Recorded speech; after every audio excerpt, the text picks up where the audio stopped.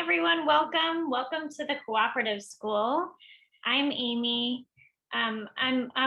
This is actually my 7th year in the school. I serve as the school's parent education coordinator. My child, Oliver, is in the Caterpillars class this year. I have 3 other children who attended the school as well. I just wanted to say hi, welcome, and let you know that we're so glad you're here. And I'm going to talk a little bit more about school membership. But first, we're going to give you a little bit of a preview of the logistics of paperwork. So I'm going to pass the floor over to Shri, who will give a few announcements about that. Okay. So my name is Sri Narayan, and I am the current member support chair. Let me find some good lighting that doesn't look too strange there. So I'm the current member support chair. I've been at the school for a year. My daughter Nell is in the tracks class, so the oldest class. And so you'll hear a little bit more about what member support does later in the year or later in the meeting, but basically helping to orient you all to the school and answer any questions you may have about logistics, starting with paperwork. And yeah, I was in your position with downloading all the papers and trying to figure out and making sure I, did everything right with the background check and with, the physician form and those sorts of things. Just wanted to make sure if anybody had any questions about anything specific on the paperwork, or if there were any specific things to go over, we can sort of review those, or if everyone's gotten a chance to look at the sort of packet of paperwork that I sent to our administrator, Heidi Anderson.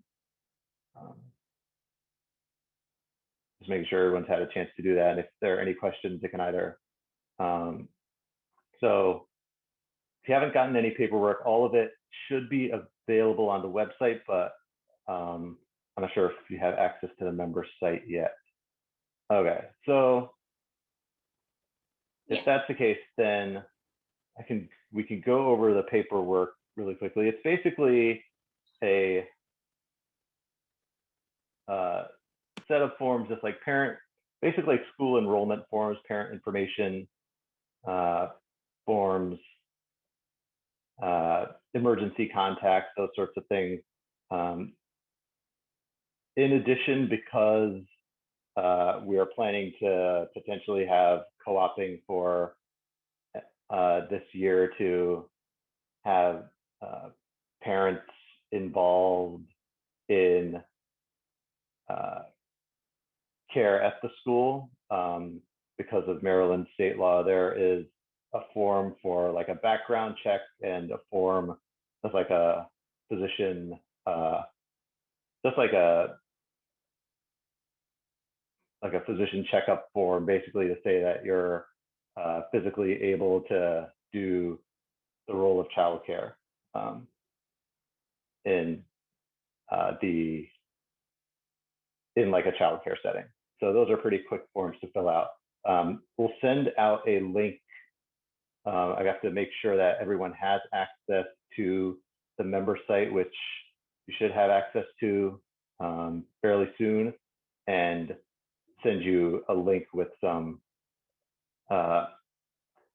screenshots of some of the paperwork, and then we'll get that all sorted out, and you can email either me or Heidi directly with questions that come up about what to fill out, how to fill things out, those sorts of things. I think that's sort of a basic introduction. Yeah, great. And also, I just wanted to thank you, Shri. I wanted to say, I failed to say it at the beginning, we're going to do a question and answer portion at the very end of our meeting. So you can feel free to drop things in the chat, but we'll be able to go over some questions at the end. So one of our co-presidents said, just to reiterate our administrator, Heidi, will send the paperwork by email really soon, and she'll grant you access to this thing that we're calling the member site, which is an internal website. And you'll have access to that. She'll send an announcement with how to get on. It'll have a link to get onto that site, plus your paperwork. Speaking of all these names, we keep like Amy and Shri and Heidi, all these people. It's really hard to remember all these names. So what I plan to do is tomorrow I'll send a follow-up email that kind of is the notes of what we're talking about, the talking points from tonight. So don't feel like you have to write everything down. And I'll include some resource documents in there too. One of those being a who to contact when document. So a name and a role and an email address and why you would contact that person. I know it's a lot. So you can feel more like you can sit back and just listen, and then we can engage in some dialogue around some questions at the end, and know that there'll be some follow-up email coming. Well, I just briefly wanted to talk a little bit about community. I know we're probably all starved for community during these during this COVID reality, but really this school and its community is one of the biggest perks about being a part of it. It really has been such an instrumental part in my life, in my children's life. Our closest connections are families that came from this school. And even my 10-year-old still is, he's still playing with his friends from Purple School, even though he doesn't go to elementary school with them. So it's the impact of community is deep, and we're very excited that things are looking up in the COVID world. More adults are getting vaccinated, the numbers are down, and we're really excited to bring class community building back. We had to take a little hiatus from that this school year. So class community building begins with summer play dates. Those are going to happen in July and August, and they're going to happen outside. So that really the children's adults can get to know each other, and so that the adults can get to know the other children in your class. Kids getting to know kids is kind of an added bonus, but it's a lot about connecting to the families. It's a lot easier to co-op when you know the children's names in your child's class and have started to build a connection with them. So each class has a representative, a class rep. That's someone's volunteer job. And that person will be the person in contact with you about those summer play dates. And usually there's a survey that comes out asking about your availability. Another thing, we try to walk towards dialogues and conversations at the school, and tricky conversations. Vaccination status, adult vaccination status, that's something we have to think about how we want to walk towards. How will we share that? Will knowing that help people's comfort levels to get together at these play dates? So those are things that kind of will get navigated through your class. Your child who attends this school, their siblings can come to these play dates, and your child can attend with any of their adults. It doesn't have to, it could be a parent, a grandparent, a caregiver, a nanny, a babysitter. So that's something that will be like step one that's going to happen to get to know each other. And really, like I said earlier, the school community is super special. We really try to support each other. We make each other meals when needed. We watch each other's children. We pick up each other's children. I know COVID kind of complicates all of this, but there's lots of families that might grab your child and walk to a park if you're stuck in traffic or something like that. So we really try to support each other. And the other thing I think is important just to kind of keep in mind, everyone's joining the school at a different point, and there is an already established community in place. So keep in mind that some families in your class already know each other from previous years, and you might have to step out of your comfort zone a little bit to get to know the other families. But as an extreme introvert, I can tell you to take the leap, that it's worth it. I remember the first email that came, we entered the school not in the 2s, 3s class. So the class was already established and I was entering as an additional class. And someone wrote an email like congratulating the Carrasco family. And that there was like a potluck lunch and I was like, wait, who is the Carrasco family and what happened to them? And am I invited to the potluck or just like the people that know each other? But I made my best kale salad and just like decided I would take a leap and attended the gathering, and it just, yeah, it was worth it. It's worth it. You can also consider inviting the class to an outdoor adventure or a local park, just as a way to talk to more of the adults and the children. Speaking of all that, we use class email lists to communicate. And not things like text message chains or I know there's lots of different apps like WhatsApp, things like that can get you to have an alert on your phone. We use the class email list because we want to be inclusive of all the families and we want to just be accountable for our actions. So that is how we communicate with each other. And speaking of email, you're going to get a lot of school email. So I just mentioned it to be prepared, but to keep in mind that the email is how we build community and it is how we try to be inclusive and accountable. You'll be a part of an all school email list and then a class specific email list. And you'll get an email from our administrator about once a month, just kind of going over our email etiquette, but it's kind of basic. You add your name and your child's name to your email signatures, and we try to respond all, which does add to the email volume. That kind of goes back to my point about you're going to get a lot of school email, but we try to respond to all so people feel heard and that there's a sense of community. Like even if you can't go to a park meetup, we try to respond to all to say, sorry, we'll miss you. And it was kind of like acknowledging that you heard that person's invitation.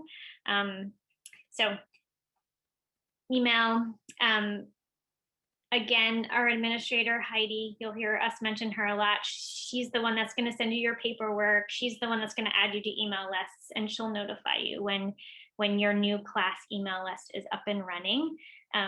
It'll be probably about, 2.5 weeks or so till she transitions from the old list to the new. I want to just talk briefly about co-oping just so you can get on the same page. Since the onset of this pandemic, our school's practice has always been guided and regulated by Montgomery County and the Maryland State Department of Education, Office of Child Care. So the history is last year we had to forego co-oping and we couldn't have any non-teacher adults on site at all while the classes were in session. And we recently learned that these regulations are still in place through August. But it's our extreme hope that they'll be revised in August and co-oping will be allowed. And we're going to kind of operate under that hopeful thinking. So we ask that if you do intend to co-op, that you complete the co-oping paperwork. So that paperwork deadline will be sometime in probably July is my guess, but definitely before August. So we're going to operate like, yes, co-oping is happening. So do the paperwork. That also is going to mean, Sheree talks about that you'll have to get a criminal background check as part of your paperwork for co-oping. You'll have to get a physical so that you can have a TB test, and you'll need to have a COVID vaccine. So all of that you'll kind of prepare so that when, fingers crossed, if they revise in August and we can have co-opers, we're ready to go. With that said, Leslie's also going to operate like co-oping is happening, and she's going to send you a Google form with some, it'll just be like your preference for monthly co-oping or limited needs-based no co-oping. You'll talk about your preference and probably your day of week preference, and all of that will happen, and she'll go ahead and work on a schedule so that you would know when you're co-oping. That's all going to just happen so that we can be ready to roll. That's kind of the logistics. I'm hoping for good news in August because I think that co-oping is such a member benefit. I personally learned so much from the teachers while I was co-oping, and to me, it was a gift to be so involved in my children's first school experiences. I found it to be work, but really joyful work. Because at our school, it's kind of like you're more than a classroom volunteer when you co-op. You're part of the teaching team. So you'll have specific jobs to do, and you learn a lot and kind of refine your practice. It's pretty neat, and I missed it this year. And then because we're talking a lot in the hypothetical right now, we do intend to hold a basics of co-oping training once we learn that co-oping can happen. So that would be, think closer, like right before school starts, there would be a training on what to do when you co-op.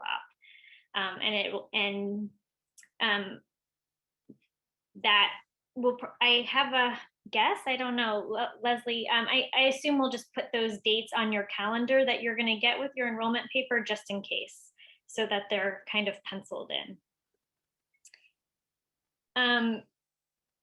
Okay, and then before I pass it over to our co-presidents, I wanted to tell you a little bit about some things you might be able to do to prepare for school, some things that you can do over the summer, and a little bit about what it means to attend school, things you might want to look in for gear and snack and all of logistical kind of things. So our children will have virtual home visits before they start school. So your teacher will set up a one-on-one Zoom meeting, and you'll get to talk and meet your teacher, and the teacher will get to meet the children. If all goes well with our licensing regulations with COVID, children will be able to come to school too for a personal tour in late August or September with the teacher. The school's YouTube channel, which I'm going to put that in my email follow-up, the link to it, that has a series of starting school puppet shows that Leslie's made, which are really kind of helpful to watch with your child right before school begins. The ones that are up there now, those obviously are a set of puppet shows that match with the current regulations. So as rules and regulations change, those videos would change too. Drop off is going to continue to happen at the school's gate, which means you kind of just walk up to the school and hand your child off to the teacher right at the gate instead of walking them back into the yard. And that's a COVID regulation, but also there's a silver lining in that regulation. The teachers have found that because students are just getting the quick handoff and walking right back to Ada, who is our teacher's aide, that school is starting right away. It's starting right, the minute they walk through the gate. So there is a silver lining to it. And I found it helpful just to talk about that drop-off plan with my child in advance. And there's actually a puppet show about it too. And then because we're early child care who, a school, but who is, I guess you would say, managed by the Office of Child Care, we have to keep sign in and sign out records. And that has moved to paperless because of COVID, and it's actually pretty slick and quick, and it's done with a phone. You scan a code and sign your child in. So that's all kind of logistics of how that will work. And then just attending school, what it means to attend school. I think one of the biggest things is arriving on time. It's so important, both socially and academically, to try to make, I know it's really hard. Things happen in the morning, things happen in the afternoon if you're the tracks class, but if you can get into a habit of making the start time of class. The school day has a rhythm, and when a child misses one part of the rhythm, say the circle meeting, they miss important social and academic work. And it also causes a disruption to the rhythm of the class as a whole. I also think the children feel anxious or rushed, maybe even a little embarrassed if they don't like the spotlight on them. Like if they don't like everyone turning to look at them when they enter school late. So it's just smoother transition if it happens on time with the rest of the class. And also what it means to attend school at the cooperative school is remembering that it's in the cooperative school is a bungalow house turned school in the middle of a neighborhood. So remember that the school is located in the middle of a community where we share street parking with the people who live there. We share the sidewalk space with people who are waiting for the bus. Both the public bus stop is right there, and then there is an MCPS public school bus stop right at our driveway too. So there's a lot going on, and we just want to be a good neighbor and remember those things. Okay, so I just talking a little bit, but as I said before, we'll email all of this information too, just to kind of get your sense of what you might want to look for over the summer, especially if you like to thrift items or look for secondhand. But you will pack a snack and a drink for your child. Close to the start of school, Heidi, she's our administrator, she'll email allergy guidelines that we have to follow.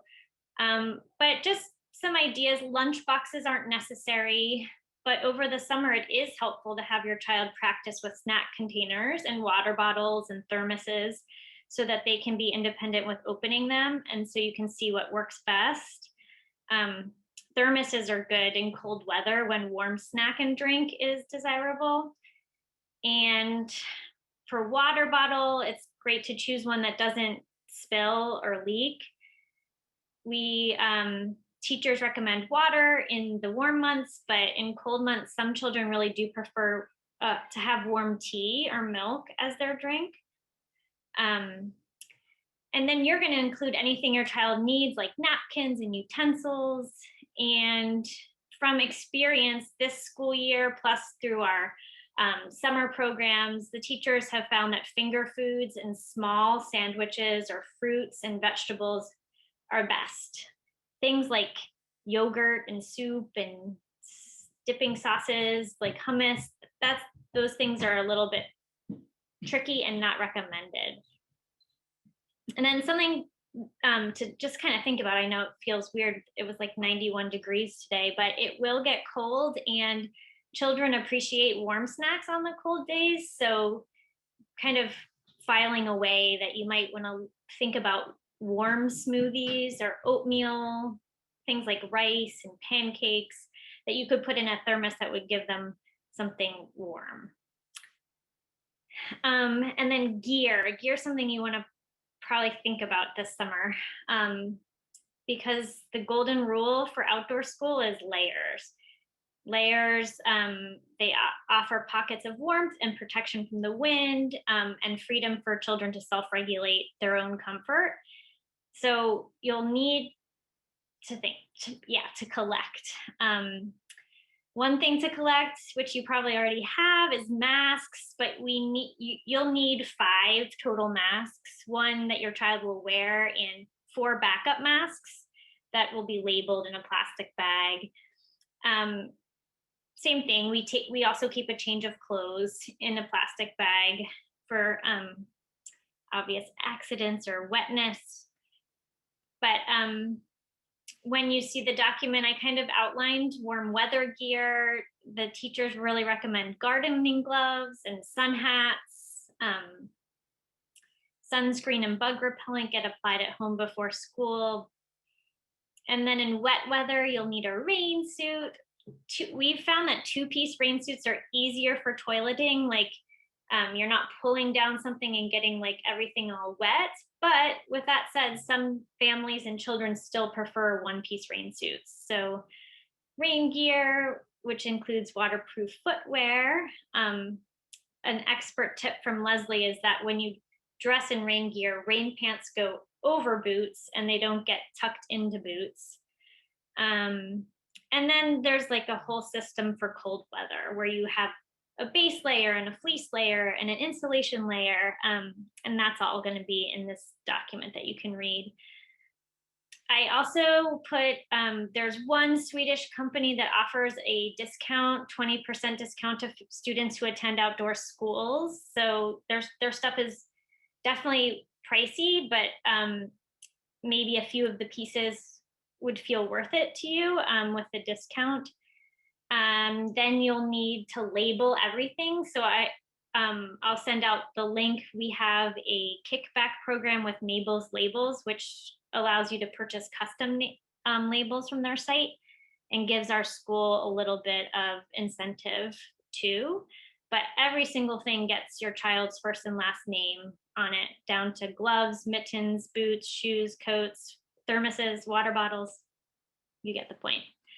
And then we are lucky enough to learn from our member families, and a current tracks parent and movement expert, Kate Miller, who she won't be in the school next year, but took some time to really write about feet and her recommendations for what to look for in a good shoe, including some sites that have really great shoes for kids. So those are all going to be there for your reference. Oh, I forgot. Leslie has an Ikea bag hack that she really recommends. So if you have a blue Ikea bag, or if you don't have one, sometime this summer, if you can acquire one, those really work well to kind of keep wet and mud and sand maybe a little bit out of your car seats. But you can just open that bag and children can hop in there, and you can strip layers off or peel the layers off into the bag, and then put the bag in your car, and then your child can maybe more comfortably sit in the car, in his or her car seat. So all of that is to come.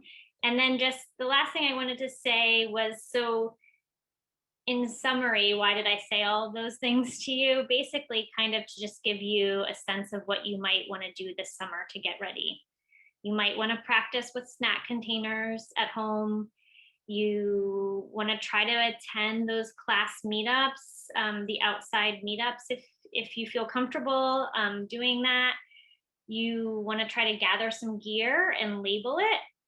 And you want to read the handbook when it's completed. We're updating it and revising it to make it more applicable to both COVID and the outdoor nature of our school. So those are some things that you can start to think about as you slowly transition to the lead up to school. And now I'm going to pass it the floor to Megan and Kate, who are our co-presidents for next school year. Thanks, Amy. I'm Megan Hoddle-Cox. My son, Theo, who you saw at the beginning, is currently a Caterpillar and will be a Leaf next year. And this is our first year with the school. And as Amy said, I'm going to be one of the co-presidents along with Kate for the 2021-2022 school year. So we're going to talk through some of the member responsibilities that are part of being a part of the cooperative school. And again, this information will be given to you in emails and in follow-up. So no need to take notes, but just so you kind of understand what it is to be a part of the community and what is really important as part of your membership in the school. So the first is that we have monthly meetings. The plan for the next school year is that they will remain virtual as they have been this past year. So they'll be over Zoom, just like this meeting. They're typically held the third Wednesday of the month. Sometimes that's changed due to holidays or school break, but in general, they're the third Wednesdays. And you'll be getting we call it a paper calendar. It'll be attached to an email, but you'll be getting a calendar with your enrollment paperwork from Heidi that'll have all of the member meeting dates for the entire year. So I would encourage you, as soon as you get that, go ahead and add those to your calendar, so that you have those dates on your calendar, because attending is a requirement. One parent or grown-up from each family needs to attend the meeting. The entire family is welcome to attend, but at least one kind of representative from your member household needs to attend each meeting. The monthly meetings are mostly focused on parent education, which is applicable when we do co-oping, as Amy said, kind of depending on what regulations look like this coming year, but also are really applicable to being parents and having children. And I have found the monthly meetings to be incredibly useful this past year, and have learned a lot, and really gained some really valuable skills from the meetings. So in addition to the strength that it brings to the school, it really has done a lot for us at home as well. In addition to monthly meetings, dates are really important for things in addition to monthly meetings, so deadlines and any other kind of school events. The calendar that's going to be included in your enrollment paperwork will show all of the dates that you really need to be aware of. So I just really would encourage you to make note of them.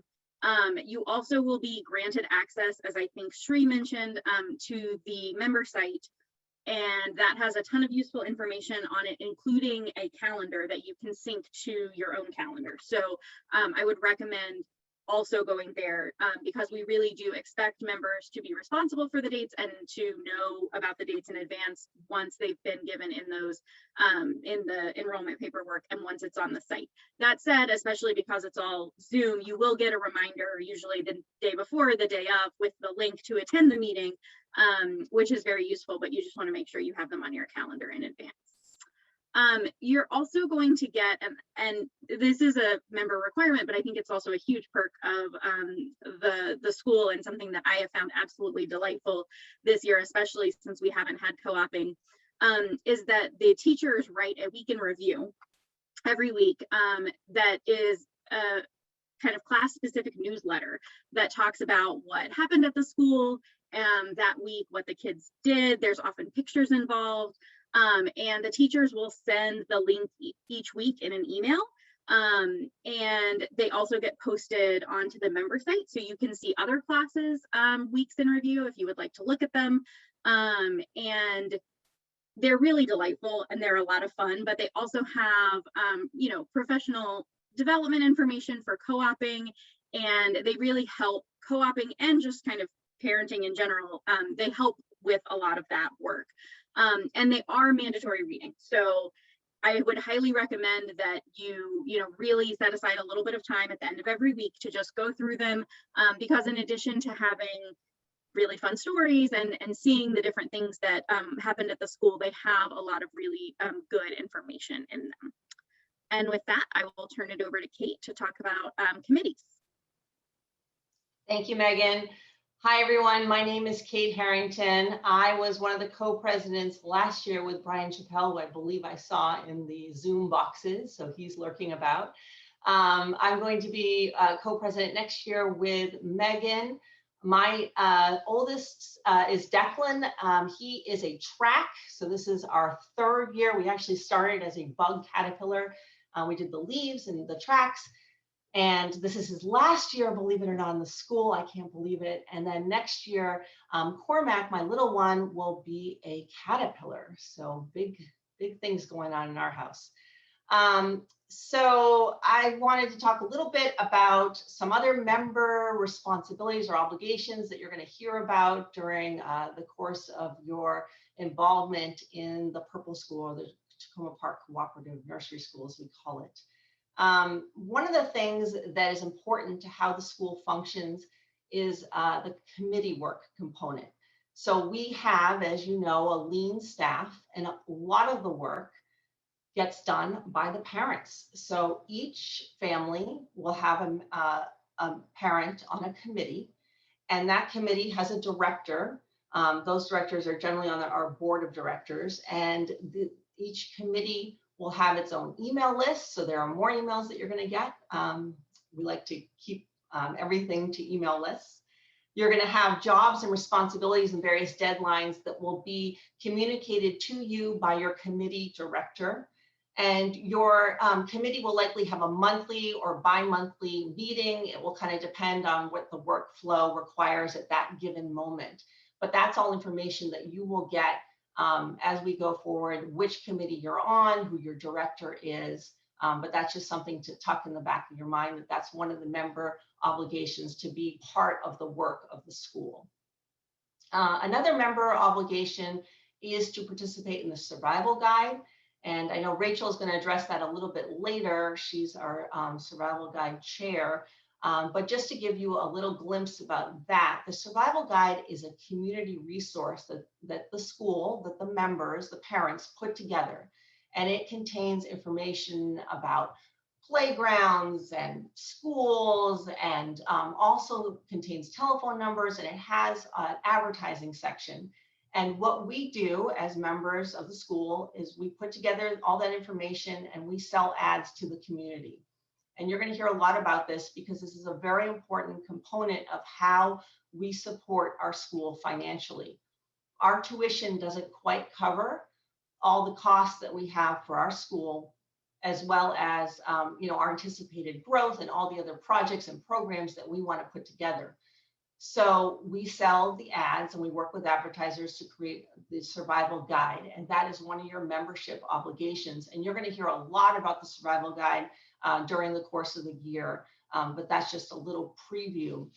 This past year, because of COVID, we didn't actually do the survival guide. So this is the first year in I don't know how many years that it wasn't put out as a book. So it's a little bit in flux, but the plan is right now that we're going to proceed next year with the survival guide. The final thing that I wanted to bring to your attention tonight is that we don't expect you all to know everything. No member knows everything, but we do ask for everyone to be present and participate in the learning process, to review the information that's provided, because that just helps everything move more smoothly and everything comes together more easily. We're asking you to read the emails, the weekend reviews that Megan talked about, attend the parent trainings, keep track of the important dates that Megan talked about, read the handbook, which you will get. It's being revised, but it will be provided to you all. And we want to encourage you to ask questions when you don't know about something. One of the things that I do want to stress to everyone is that there are deadlines in this process, and that meeting deadlines is very important because the school is primarily run to some degree by busy parents. So we all have deadlines and we all have things that we need to get done. And when someone slips on their deadline, that means that someone else has more work to do, in short. So that's kind of what we want to make sure that everyone focuses on. We all have deadlines. We all have things we need to get done, and we need to make sure that we are being mindful of everyone's time and trying to meet those deadlines. Of course, if there is an issue that comes up, we would ask that you communicate to the board, to the committee chairs, so we can get everything done in time. So that basically sums up the member obligations that we wanted to highlight for you all.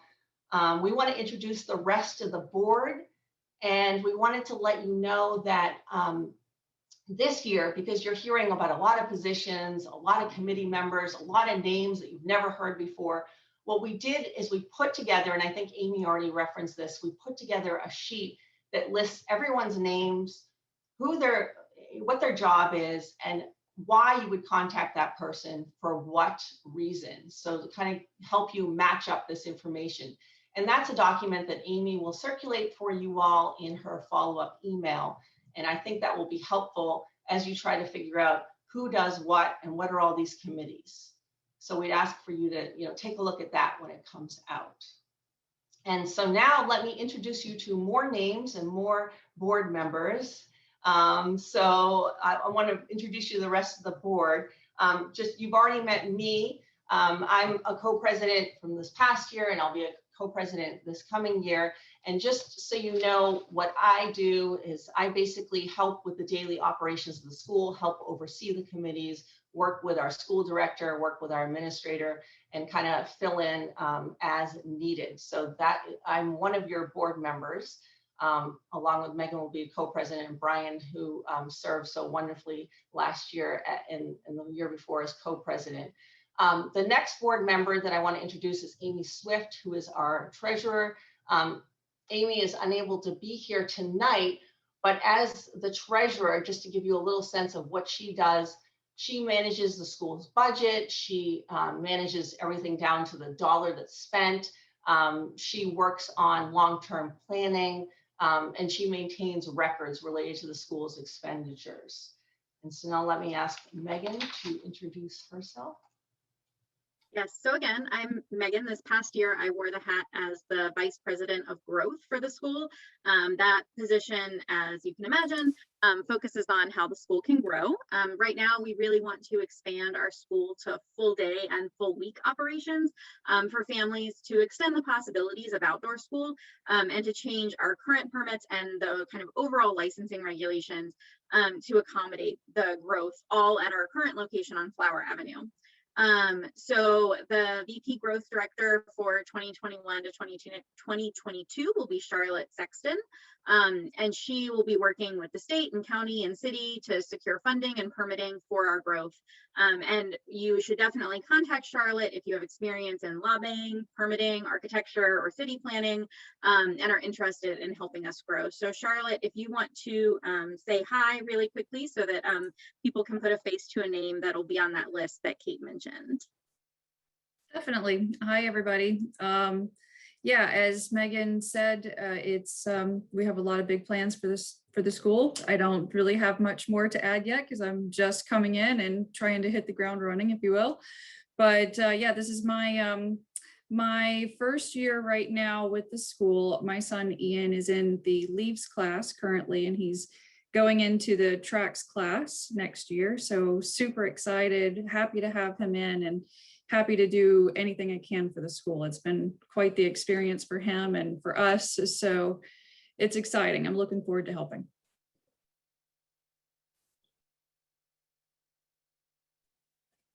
Okay, great. I think that means I'm next. I'm Yasmin. I'm the Director of Diversity, Equity, and Inclusion on the school's board. I am leading the schools, I'm helping lead the school's efforts to become a place of greater belonging, both for current and future members. And the DEI me, as the DEI director, I work with Leslie, the other co-presidents, and the rest of the board to try to ensure that DEI is part of all of our actions at the school and that we're acting consistently with our DEI mission statement. I will be continuing my role as the Director of Diversity, Equity, and Inclusion for this coming year. My son Bilal is currently a Caterpillar, and he will be in the leaves class in the fall. And this is our first year with the school, and the school has been an incredible community that has supported us so much during a really, really difficult, trying year for our family. So we are so, so happy to continue to be a part of the community and help the school build as it continues.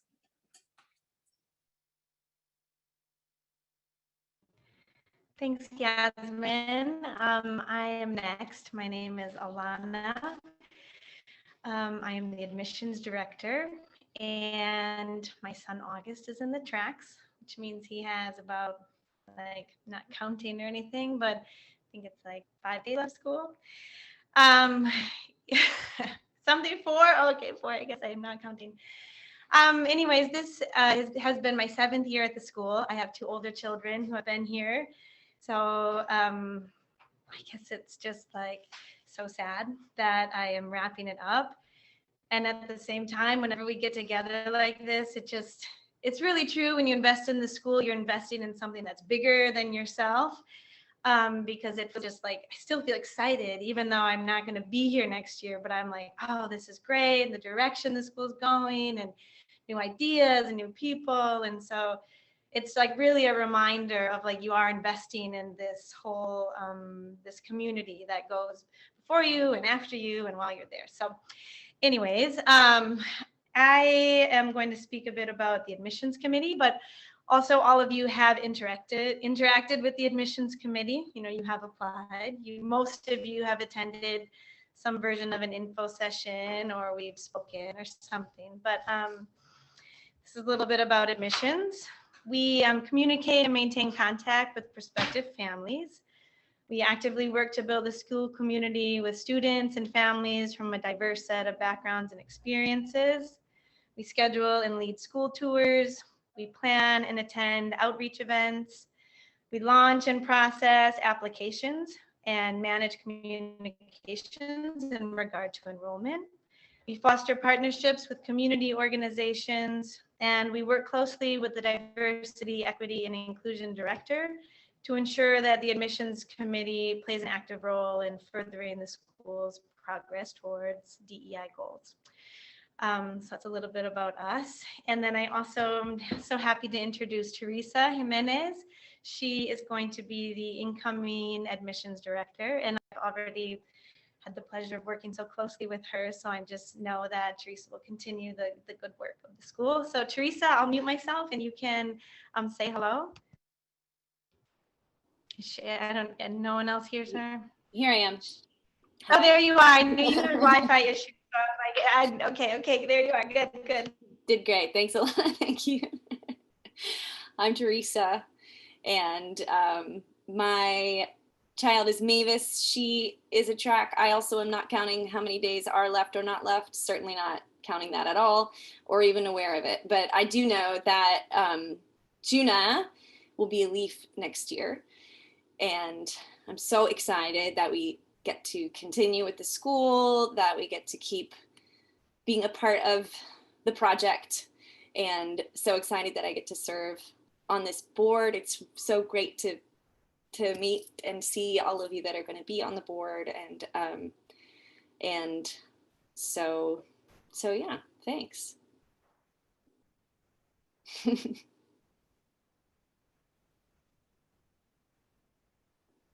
I think it's facilities next. Okay, thank you. I'm sorry, I lost track of that list in the emails. So I'm Rebecca Summerhour, and my son Jamie is this is my husband, Alex Caldwell. And yeah, so our son Jamie is a Leaf right now, and I've been the facilities director this year. And I'm handing the torch to Mike Pierce. I guess he can introduce himself in a minute, but to give you a rundown of the facilities committee, we are responsible for maintaining the school grounds. So making sure it's a safe and healthy and beautiful environment, and that it meets Leslie and the other teachers' needs at the school. It is very helpful to review county regulations as mostly as the facilities director, but generally on the facility, to have a sense of kind of what our goals are. And there's a lot of documentation from previous years of what we're doing, but basically we're trying to maintain a safe and beautiful environment for the children, which is like pretty easy because Leslie and the teacher set it up so nicely. And most of our work happens on the weekends. So it's a good job for you if you like doing house, being outside, doing kind of house repair type maintenance, although that's not essential to being part of the committee. It's more of a commitment to fulfilling the duties of the committee. We also have snow duty, which in this winter time can be a bit taxing, so you have to just be available to get the ice and the snow off the school property as fast as possible as needed. So yeah, I'll hand it over to Mike, if that's all right. Hi, I'm Mike. This is our second year at the school. Our daughter is Zuza. She's a Leaf. She'll be a track next year, and we have Lev will be a Caterpillar next year. I've served on the facilities committee both years we've been at the school, and I super look forward to being the director of facilities. And yeah, that's it.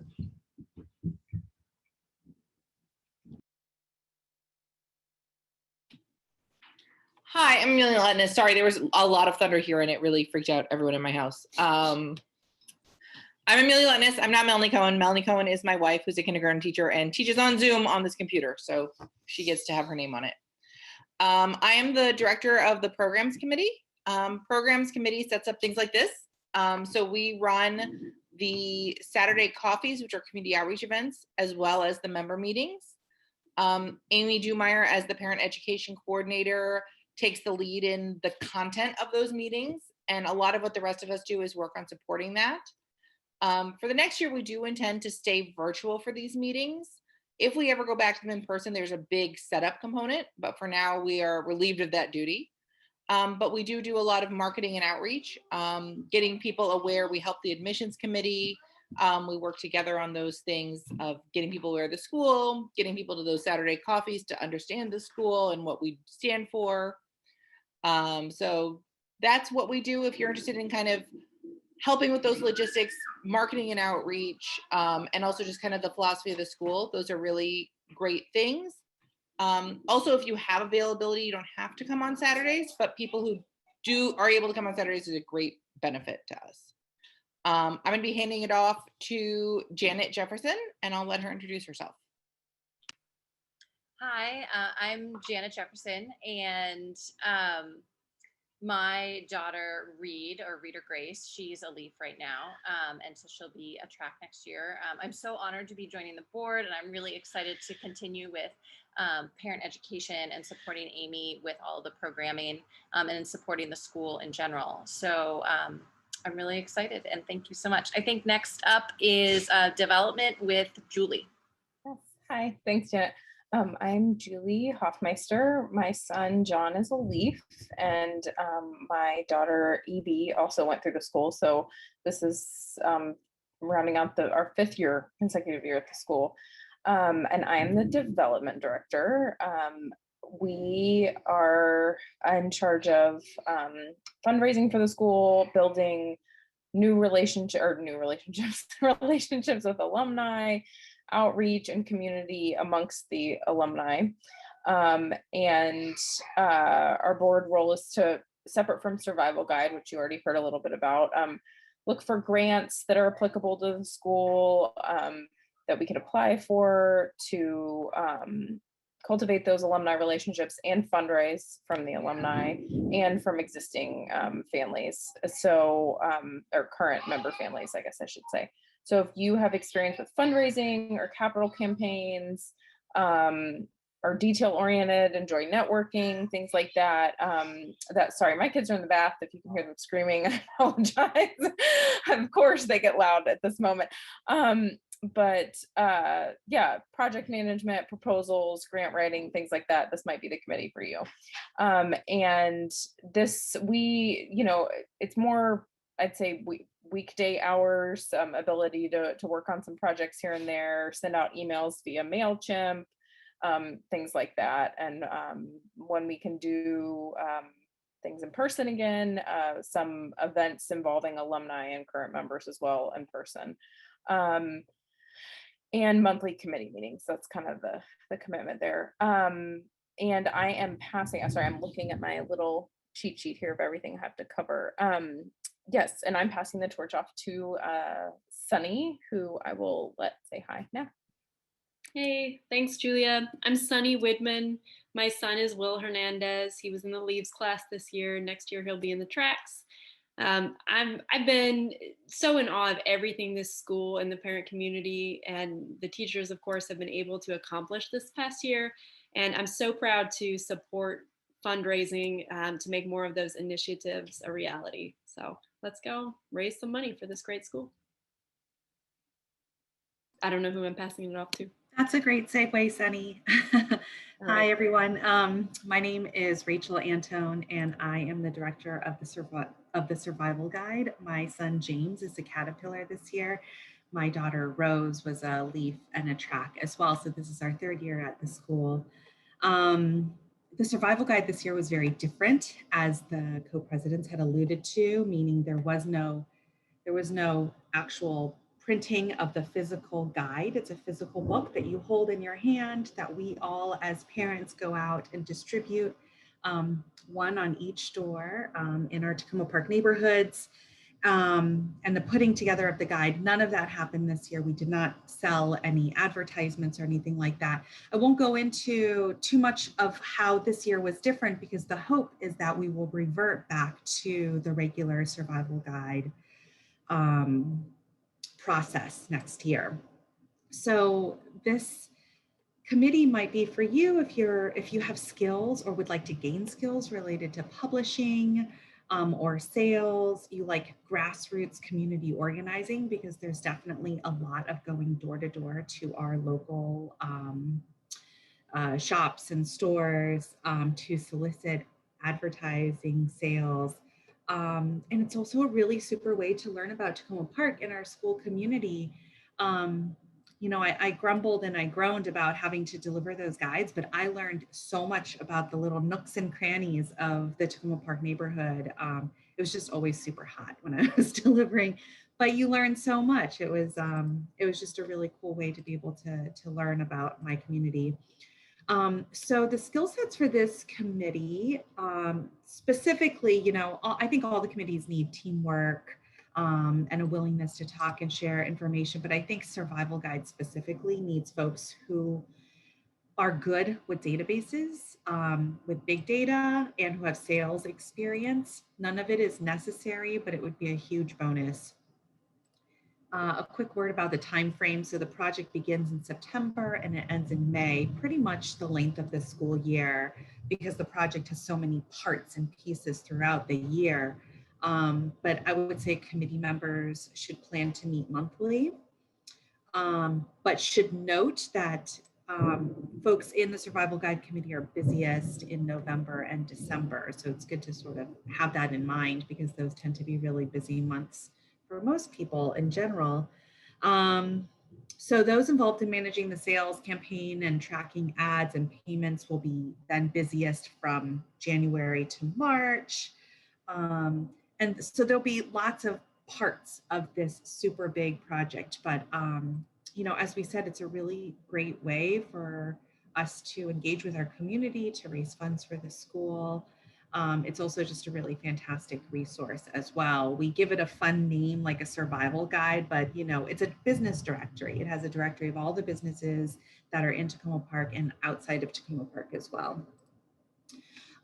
So now I will pass the torch to Dave, the incoming Survival Guide Director, just to say hello and introduce himself. All right, Dave. Sure. Thanks, Rachel. Hi, everybody. I'm Dave, and I've been at the school like 5 minutes. My daughter, Vivi, is going to be a track, but excited about the idea of kind of building on the great work of the Survival Guide group, thinking about ways that we can maybe update it post-COVID, to the extent that there are things that, used to work then and that might work better in a new kind of, recovery-based world.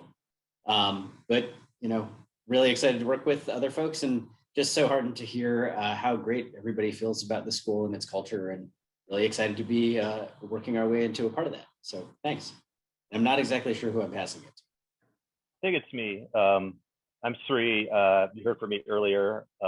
I'm the Outgoing Member Support Chair. I've been with the school this past year, and unfortunately heading out after this year because my daughter Nell is graduating from the tracks class.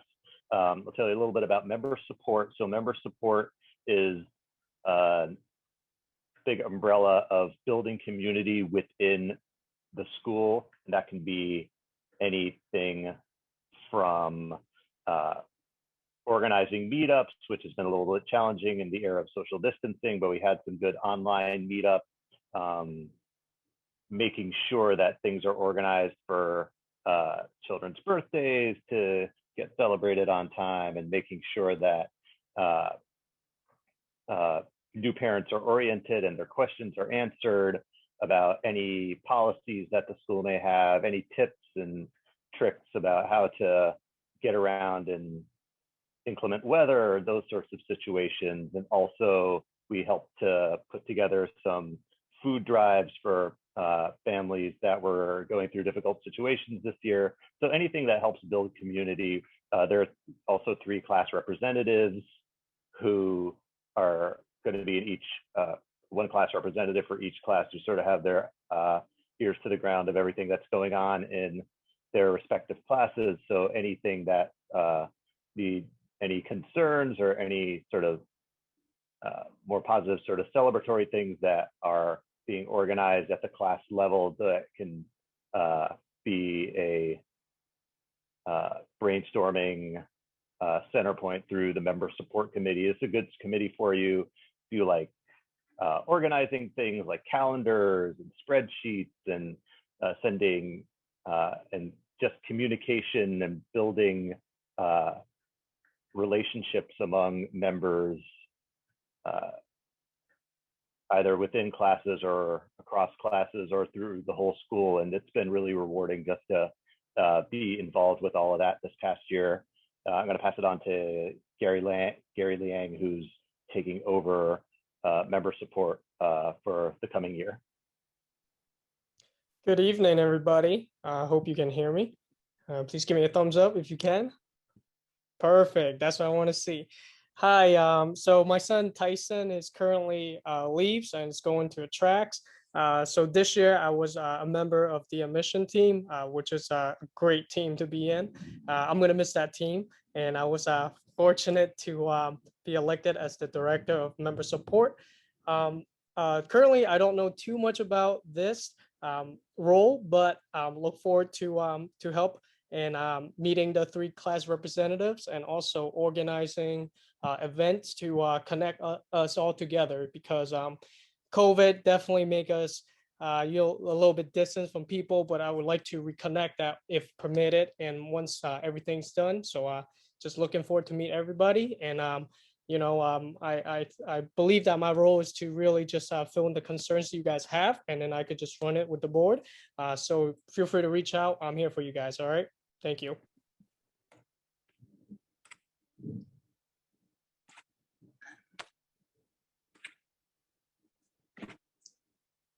Hi, everybody. My name is Jessie. I am your school secretary. I have my son Eli is a track, and I have another son, Benji, who is a caterpillar. He's very excited to become a leaf next year. And as a secretary, I record and share records, mainly the minutes from board meetings. And if you ever want to access those are available on the member website. And you will also receive emails from me notifying you about upcoming meetings and upcoming events. So be on the lookout for those. Thanks.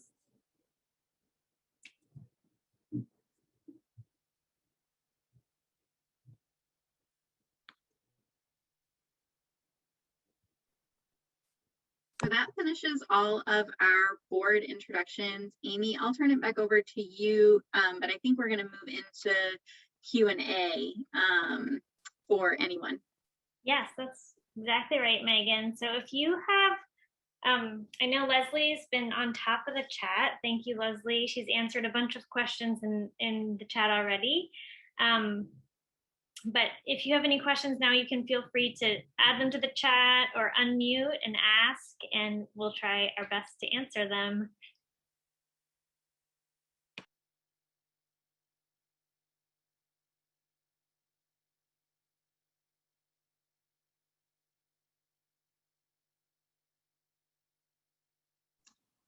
I have a question about the co-oping or like the committee work. From what I understand, that one family does the same type of work. Is that correct? Like we would do, for example, maintenance, or we would do whatever it is, administrative. But from what I understand is that some jobs are better on, like if you're available on the weekends, and some are better if you're available during the week. So for us, I work every Saturday and Sunday, and my husband works during the week. So I'm sure there's some way that we can figure that out, right? Yes, and you only one adult per child's household has to serve on a committee. So you both won't be on a committee. I do the committee work for my my family, and this is the job that I have, parent education coordinator. So just like you'll fill out a Google form expressing your desire for co-oping preference, you will also have a Google form about committee work. So our hope was just to introduce you to some of the faces and some of the committees so you get a general idea of what they're like. And then you can kind of think about what would make sense for your family.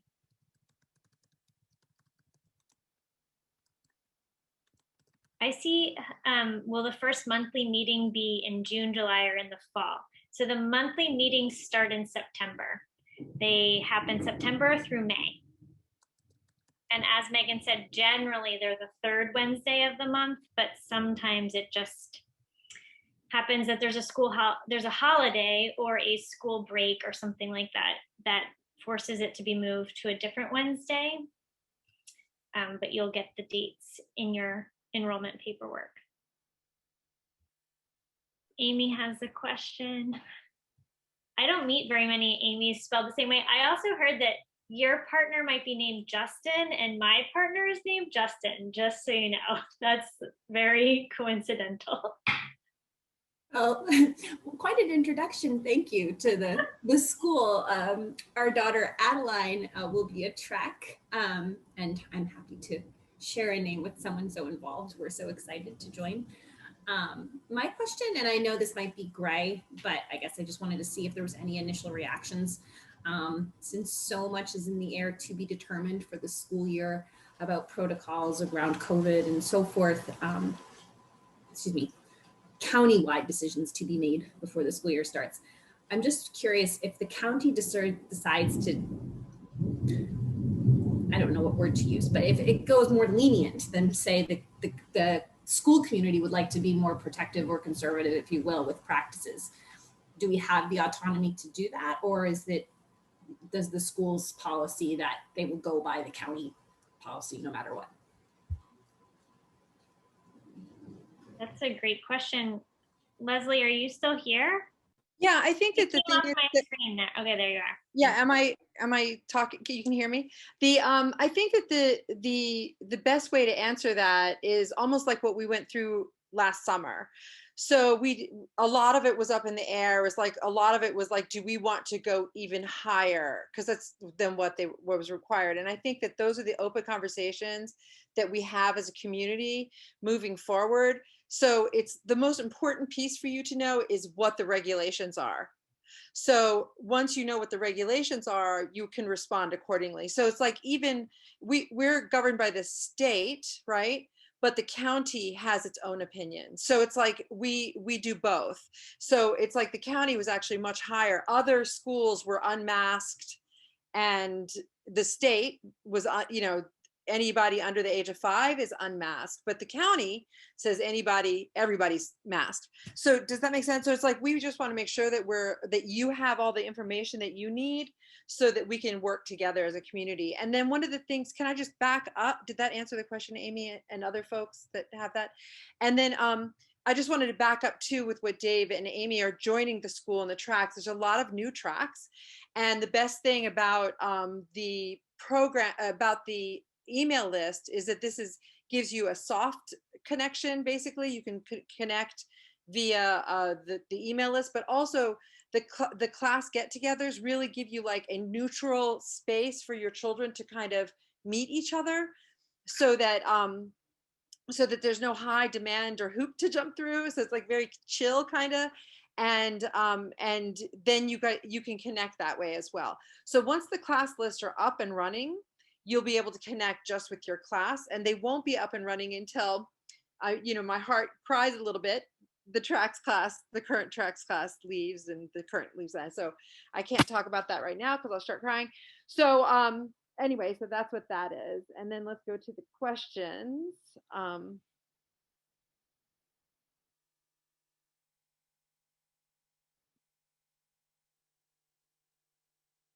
yeah. Anybody else? I thought of something while we were talking, but that's okay.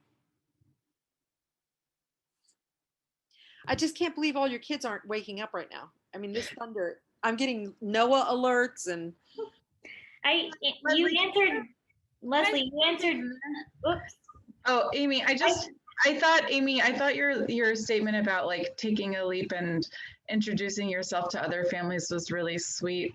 But I just want to say too, our family was new as leaves last year, and it really is a two-way street. I noticed that all of the families that already had been in the school with their little bugs the year before were really eager to get to know us. So we weren't on our own as a new family having to just kind of break the ice by ourselves. I don't find this community to be cliquey. I found that kind of across the spectrum of like rough boys to girly girls and kind of everyone in between, everyone and all of the kids and all of the families were really eager to get to know each other. And so I found it really easy to integrate last year when we were new. And I just wanted to throw that out there for folks, that it really is a two-way street with building community, whether you're new or returning.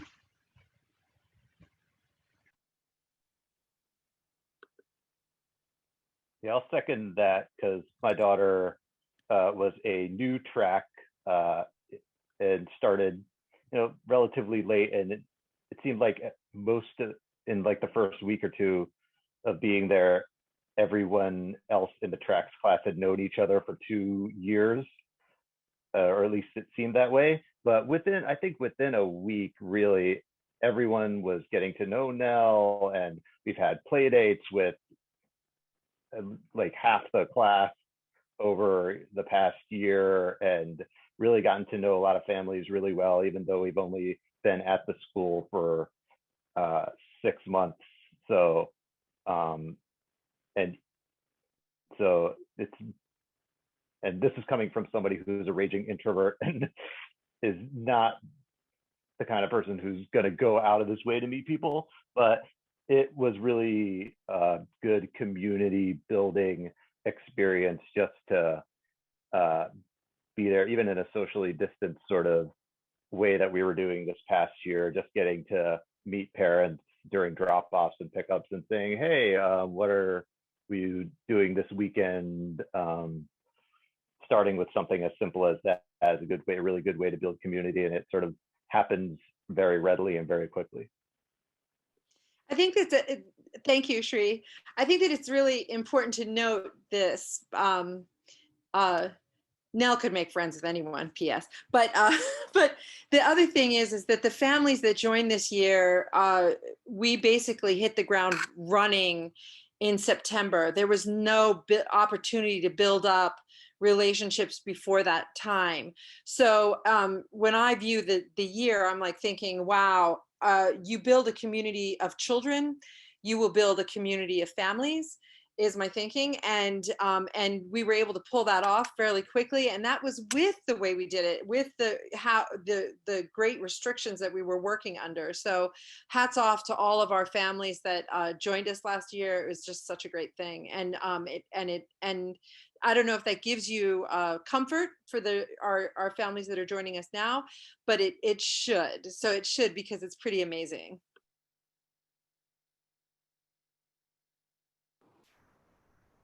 Another thing about the email list is that it can be used for informal or even spontaneous play dates. I think we didn't see as much of that in the past year but it seems like this summer, if you were going to a playground that day or whatever, you could send out an email to your class list saying, hey, we're going to be here at this time, and then maybe people will come. So I think it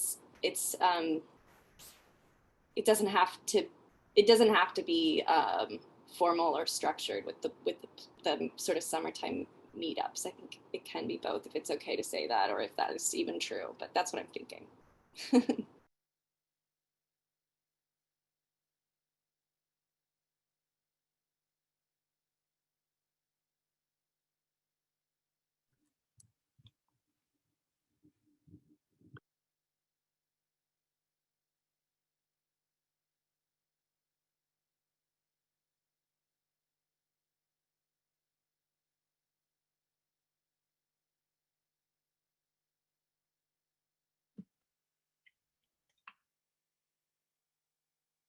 Well, I'll stick around. I think Leslie will stick around, our co-presidents. But if you don't have any other questions, you can just look out for, again, I'll follow up with an email with a lot of stuff that you can read at your leisure. And you'll look for emails from Heidi Anderson. Actually, I don't even think it says Heidi Anderson. I think it says TPCNS admin.